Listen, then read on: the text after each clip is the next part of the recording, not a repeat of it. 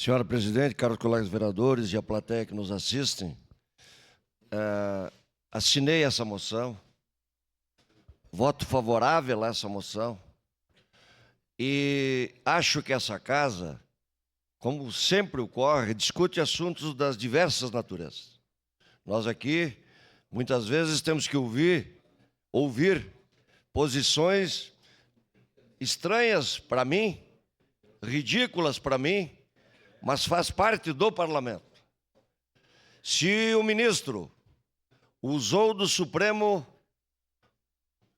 para perseguir, para se impor, para extrapolar a autoridade que cabe a ele, ele tem que ser avaliado, ele tem que ser punido.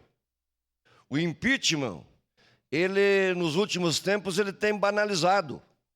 Muitas ocasiões nós votamos a favor, ou nos posicionamos aqui em relação ao impeachment, muitas vezes contrário à nossa vontade, mas nós temos que nos posicionar.